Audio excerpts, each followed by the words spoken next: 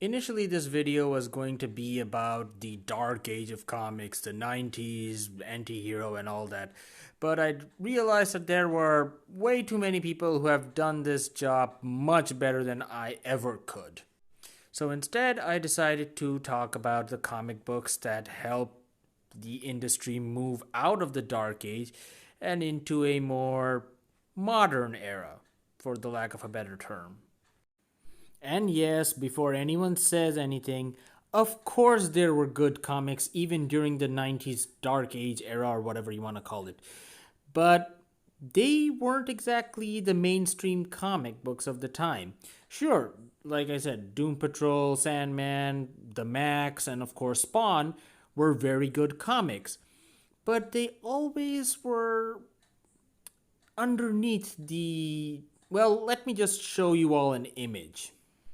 Yes, take a good hard look, people. The name blood over muscled, big guns, weird anatomy. This was what the 90s was mostly like. But like I said, this video isn't about the failings of the dark age of comics. It's about what led the industry out of it. I will link some people who have done this job better, but let's get on to the main event. In 1995, the critically acclaimed Astro City was released. It was a love letter to the Silver Age style of superheroics, updated for a more modern setting. This was soon followed by 1996 DC miniseries KingdomCome, which explored the dichotomy between the Silver Age and the Dark Age, and also showing why the Dark Age heroes got popular in the first place, offering, interestingly, a deconstruction of the characters who were deconstructing the Silver Age in the first place. And yes, Kingdom Come is on the list of stuff that I will be looking at some point. But for now, let's get back to this video. However, these two events clearly weren't enough, as the year 1996 is widely believed to be the year of the great comic book crash, in which Valiant Comics was sold out to acclaimed video game industries. In the year 1997, well, GrantMorrison's JLA was released, and I have talked so much about GrantMorrison's JLA at this point that you people are sick of it by now. Now, some of you might be wondering, where was Marvel during all of this? Well, let's just say the Marvel management was doing a lot of shady things at the time, and this came back to bite them in a big way in the year 1997.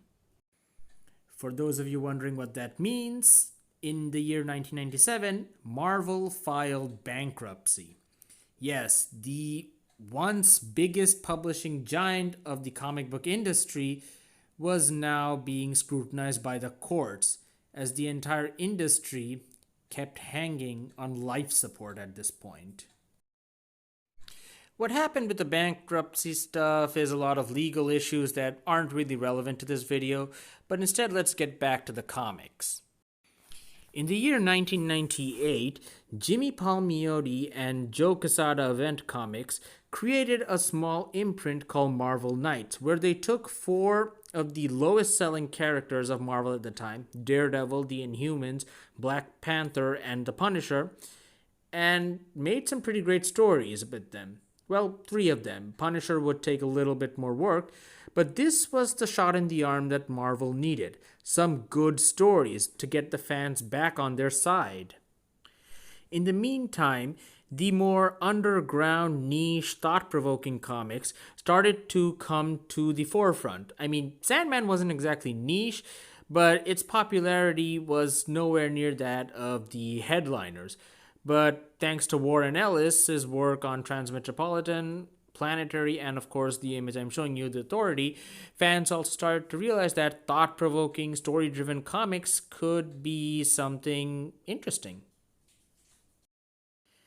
And of course, we have to come back to Marvel. In the year 2000, they launched a new alternate universe Spider-Man, retelling the web crawler's origins. This was a risky move, as John Byrne had tried something similar a few years ago and it had not worked. Instead, Ultimate Spider-Man became a mega hit for the company. Because of Ultimate Spider-Man's success, there was a whole Ultimate line created: Ultimate Fantastic Four, Ultimate X-Men, and of course, the Ultimates. While the quality of some of these are debatable in hindsight, there was no denying that this was definitely what pushed the comic book industry out of the Dark Age and into a much more needed modern setting.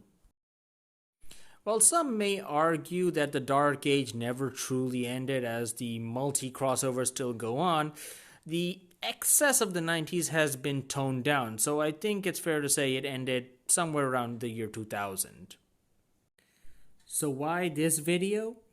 Well, I wanted to do this as a reminder that no matter how bad things can get, and trust me, things can get really, really, really bad, there is always a chance that things will go better, and eventually they will.